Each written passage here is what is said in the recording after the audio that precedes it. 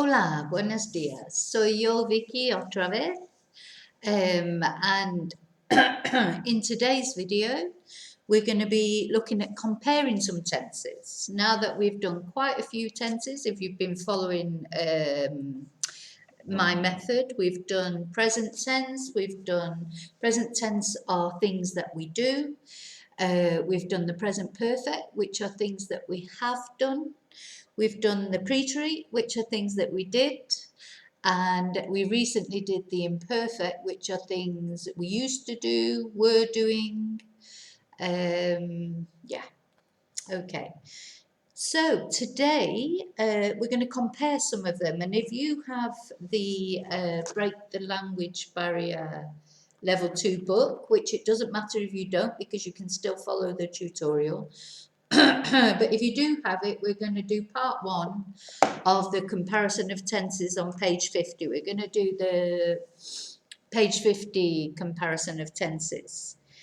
And basically, can I just point out that if you're looking at me and thinking I look like I've got a black eye, I have got a black eye. I unfortunately slipped and banged my, it's the other side, banged my nose here, and of course it spread out into a black eye. So just to let you know, don't worry, I'm fine. Just unfortunately one of those stupid things. And no vino, before you ask. It was first thing in the morning.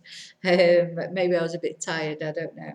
Okay, so we're going to look at this comparison of tenses. We're on page 50 of the Break the Language Barrier Level 2 book. If you do have the book and you want to follow it from the book, as I always say, it doesn't matter if you don't have the book, but you can also buy the book on any Amazon site, and I do believe that Amazon are still delivering through the lockdowns in our various countries. Okay, so número 1, el verbo que vamos a usar, the verb that we're going to use is hacer. Hacer means to do or to make. So, the first question, what do you do on Saturdays? That is present tense. The clue is the what do you do? So we would say, ¿qué haces los sábados? ¿Qué haces los sábados? And I would say, it's a bit difficult at the moment, isn't it? Because there's not much we can do, but I would say, paseo los perros los sábados. Yeah, I walk the dogs on Saturdays. The second example, what have you done today? Well, our clue there, of course, is have you done. So that is the present perfect. So we would say, ¿qué has hecho hoy? The other clue, of course, is today, because today is a period of time that's not finished yet. So we use the present perfect for that. ¿Qué has hecho hoy? And I would say, hoy he hecho algunas clases, algunas clases de Skype, y también he hecho algunos videos de YouTube. Y the third one in the hacer verb, what did you do last Saturday? Well, got two clues there. What did you do? Last Saturday, which is a period of time that's finished. So we'll be using the preterite. ¿Qué hiciste el sábado pasado? And I would say, el sábado pasado, por la mañana, of course, in the morning. El sábado pasado por la mañana. No, that's the next one. So it's just last Saturday. So el sábado pasado vi Ant y Dec en la tele. Yeah, so that was some bit of light relief. Y the last one, which this one is the imperfect. What were you doing? So it's the were you doing, even though it's still Saturday, specific point in time. It's not what did you do, it's what were you doing. So that means we use the imperfect. So, ¿qué hacías el sábado por la mañana? Y yo diría, ¿qué hacía el sábado por la mañana? El sábado por la mañana, estaba escribiendo mi libro, mi nuevo libro para personas para aprender inglés con explicaciones en español. Okay, so the second one, levantarse. So levantarse is to get up. Again, we've got 4 questions. One of each is in each of the tenses we've done so far. So what time do you normally get up? That's present tense. What time do you normally get up? So, ¿a qué hora te levantas normalmente? And I would say normalmente me levanto a las 6:30. And then the next one, what time did you get up yesterday? Again, our 2 clues. Did you get up yesterday? Preterite. ¿A qué hora te levantaste ayer? And I would say, ayer me levanté a las 6:30. What time did you used to get up? So this is the imperfect, used to do something. So, ¿a qué hora te levantabas? And if I think of that as I used to get up, perhaps when I was in the UK, which was probably a little bit earlier than I get up now. So, me levantaba a las 6. Me levantaba a las 6. I used to get up at 6 porque fui a pasear el perro. Tuve o tenía un caniche. I had a poodle then. Un caniche negro. Y fuimos al parque y después fui al gimnasio antes de trabajar a las 9. Okay, so then the last one, what time did you get up this morning? Now, people will look at this one and think, oh, it's did, so it must be preterite. But it is this morning, and this morning hasn't finished yet. If you were saying that, you said, what time did you were with your friend? You said, what time did you get up this morning? Really, we should say, what time have you got up this morning? But we don't, we use did. But it would be present perfect because this morning is an unfinished period of time. So it would be, ¿a qué hora te has levantado esta mañana?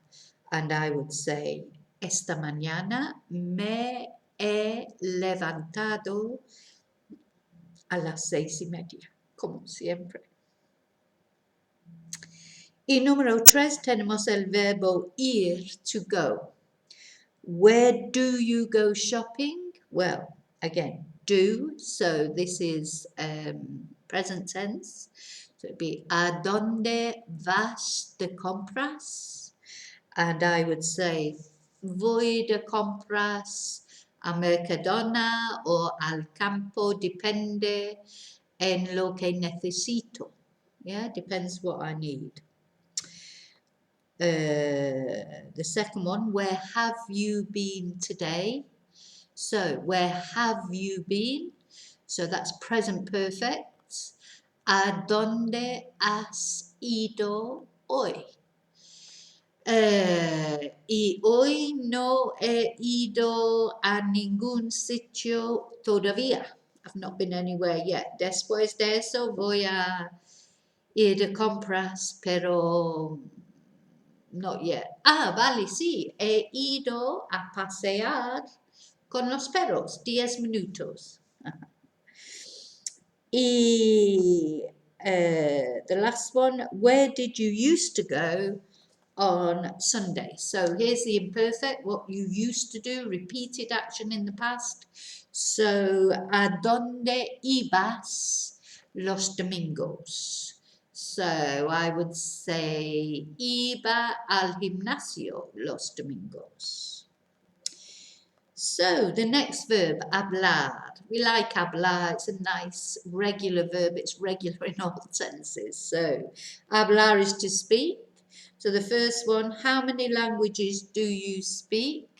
Well, the do again is the clue. So it's cuántos idiomas hablas? And I would say hablo dos idiomas. Muy bien. Inglés y español. Y también hablo un poco de alemán y un poco de francés. The next one, who have you spoken to today? So again, the have you is the clue that it's the present perfect and the today, because today is not over yet. So it'd be con quien. Remember, we always speak with someone in Spanish. Con quien has hablado hoy? And I would say, he hablado con mis estudiantes en Skype y con los perros. También he hablado con familia y amigos por mensaje. Una cosa que quería decir, something I wanted to say. If you're watching this video for the first time and you haven't followed any of my tutorials, you're probably thinking, oh my God, I don't understand any of that. So you need to look back over if you're not sure of any of these tenses, if you look back through the videos, they're all labelled, if you like, what the content is. And you can go over the tenses before, obviously you're not going to be able to compare the tenses until you know the tenses. Well, the other thing I wanted to say, yes, you'll see on there that now I'm doing the tutorials for people who want to learn English through Spanish also. So, I try and remember to always put the beginning, aprende inglés or learn Spanish, so you know which are designed for you or for someone who's trying to learn English. But also, I think I may have mentioned before, some of the ones for learning English you might find useful because I do a lot more explaining in Spanish, perhaps. So, because I'm explaining to a Spanish person things about English, sometimes that can be quite useful the other way around as well. Okay, so who have you spoken to today? Yeah. So, did you speak to anyone on the telephone last night? And I would say, hablaste. Sorry, the question would be, preterite, last night, did you speak? Hablaste con alguien por teléfono anoche? And I would say, sí. Hablé con mi cuñada por teléfono anoche. Cuñado is sister-in-law, so I spoke to my sister-in-law last night on the phone. The last one, were you speaking to anyone on the telephone on Sunday? So, were you speaking is imperfecto. Yeah, so you say hablabas. Hablabas con alguien por teléfono el domingo? And I would say sí, hablaba con mi hermana por teléfono el domingo. And the last one, because I'm going to do this in two parts, because I don't like making the videos too long because you probably get bored with them. So, and then it will make you sort of enthusiastically, hopefully waiting for the next one, but probably not. But anyway, I don't like to make the videos too long, so I don't want you to get bored halfway through. So, número 5, we've got two verbs here, poner and comprar. Poner to put, comprar to buy. ¿Vale? So the first one, where do you put your keys? So this, of course, is present tense. Where do you put them? So, ¿dónde pones tus llaves? Or you could say las llaves también. Present tense. And I would say, pongo, I put. Remember, it's a go-go verb in the present tense. Pongo mis llaves en un gancho, on a hook. ¿vale? Pongo mis llaves en un gancho. And then the next one, where have you put your dictionary? So, ¿dónde has puesto tu diccionario? Present perfect, where have you put? And I would say, he puesto mi diccionario en la mesa. So, of course, poner is one of those verbs that's quite often, nearly always irregular. So it's not ponido, it's puesto. Yeah? Okay, and then where did you put the last thing that you bought? So this is the one that the two verbs come into. ¿Dónde pusiste? So another irregular verb. ¿Dónde pusiste? The last thing, la última cosa that you bought. ¿Qué compraste? So, ¿dónde pusiste la última cosa que compraste? And I would say, it's only been food lately, isn't it? Because, yeah, you can't really go out and buy sort of nice shopping like clothes. You've got nowhere to go to wear them anyway. But so I would say, puse la última cosa que compré.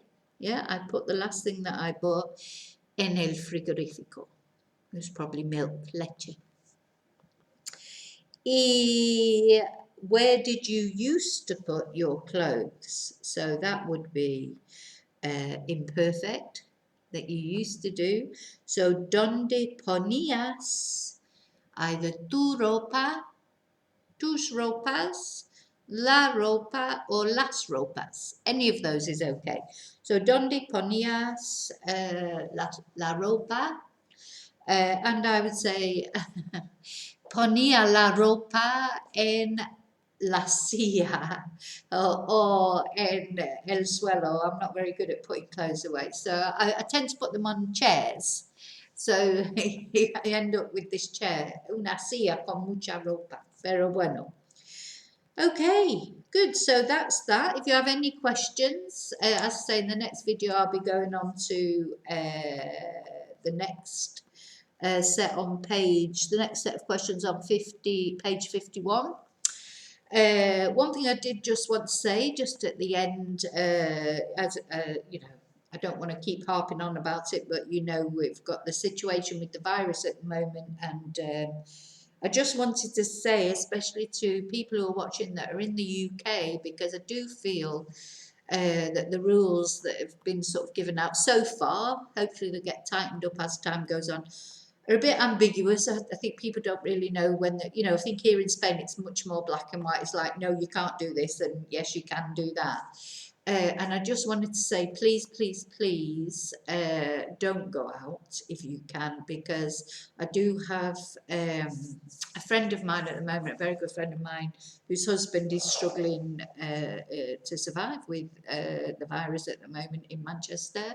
And, you know, there's, how can I say, he's a person, he's got no previous medical conditions, he's perfectly fit guy in his mid-50s, and he's really, really suffering with this. He's been discharged from hospital, but he's still not well, and he's been told that they won't readmit, or she's been told he can't be readmitted to hospital. So please, please, please, if you can avoid it, don't go out, because it's not only older people, it's not only people with preconditions, you just don't know. So nobody knows, and it's a horrible experience for both of them, because obviously for him because he's so poorly, but also because she has to deal with it all on her own, because nobody can come and help because of the situation. So yeah, just leave that there. Okay, so hasta la próxima. One thing at least we can all do is practice Spanish, or anything else that you've always wanted to learn.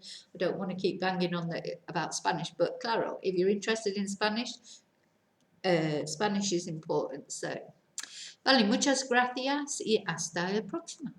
Vale, adiós. Oh, y quédate en casa and stay safe. Adiós.